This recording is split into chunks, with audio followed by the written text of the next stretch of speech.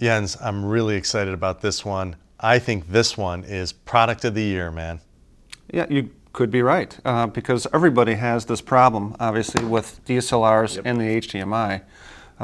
They fall out, they break. You know, if they fall out, your shot stops. It's just HDMI is not a great plug. And so if you're able to do something like this, then you shouldn't have a problem. Yeah, really. Can your HDMI do this? Yeah, so I think what we need to tell people is basically we need some kind of a locking system to lock that in, because Jason Wingrove told me that he's replaced 2 of these, and it's like $1,250 to replace the jack. When it wobbles at a certain point, you're going to kind of bend, and all those jacks are going to be no good anymore. So just the stress of use is going to wear that out. Right. So we came up with this idea, and I don't know, I think you named it. No, you named it. I named it. The Pincher, man. Okay, so this one's the Pincher. Now, you have to have a Gorilla plate. No, that's not exactly true. It also works on our DSLR base plate because it has the same slot there. Yeah, like many people have these already because they come with, if you buy a Z Finder, you get one. If you buy any Zacuto DSLR camera kit, because this is really for DSLRs. Right. So the bar is what attaches it to your existing, if you have one, Gorilla plate or DSLR base plate. And it sort of replaces where your slide would be for the frame that would be for your Z Finder on the back of the camera. So when you buy the thing, I'm going to start from scratch here, you get the bar. Yeah. So everything you buy from us out of the box, you can use it. So you're good to go. That's all you need. Now, if you decide to buy this new mount that we have, what's the name of this thing?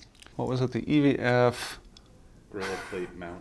No, Gorilla plate bracket. Thanks. Okay. That's great. So right from the back of camera. So its original name. I mean, so EVF Gorilla plate mount bracket. Whatever. So out of the box, you use it with this bar here. And a base plate. Yep. And then if you decide to get the sling bracket, you throw the little bar away or put it in your camera bag, and you can mount the Pincher right onto here. And as you can see here, I'm going to try this baby on. It's beautiful. Look at that. My eye is, you can hang on to the sling bracket here. My eye is right in the hole. I got my lens right here for focusing, and my cable, I can hold my camera from my cable, as you can see here. It's rock solid. Now this design that you and Bob came up with is really cool because you have this, what do you call this thing? Well, he calls it a dog. What's cool about the dog is that it can be used sort of in a downward way, and it can be used in an upward way. Yeah, and there are so many other adjustable points. You've got the support bar that can slide in and out. The tightening screw on the bottom of the Pincher allows you to move side to side on the support bar.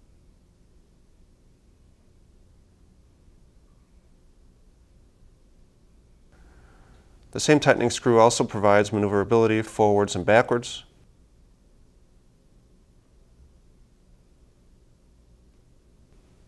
And the dog has the ability to go all the way up and down the Pincher and rotate 360 degrees.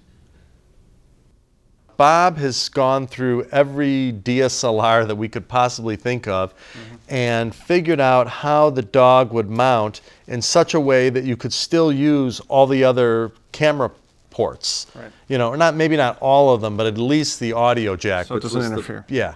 And that's kind of a complicated thing. That's why this thing is a little on the tall side and looks a little bit like a cigarette lighter, because we wanted it to be universal to all these different cameras, because many people have a 5D, a 7D, a T2i, a D7000. Or the cameras with the battery grips on the bottom, which also raises the camera, which is why this is at the height it is. Right, and it's not really intrusive, because when you look at it... Tucked along the side there. Yeah, it's just tucked along the side of the camera, so it works really nice. The dog was basically designed for our cable. And some people say, why didn't we make this part articulating? Well, this is the reason why. If it articulates, that's even worse, because now that the thing has the ability to move, it's really rattling that jack. But it's also much bigger down here then, and the dog would have to be farther out. This is actually the smallest configuration, and it gives it a good place to grab. Right. Now this works, we've tested this with our cable.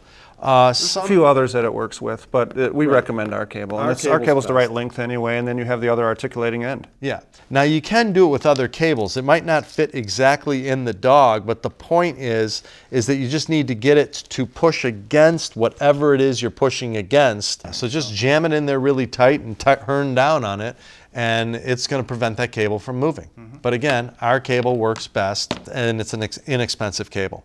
And it gives you the articulation on this end. It's available now. Yep. Right? For $130, I believe. Yeah, and it's really reasonable, I think. 130 bucks, you got everything you need to go. It's cheap insurance compared to what it would cost to repair that thing. Yep. All right. Okay. Cool.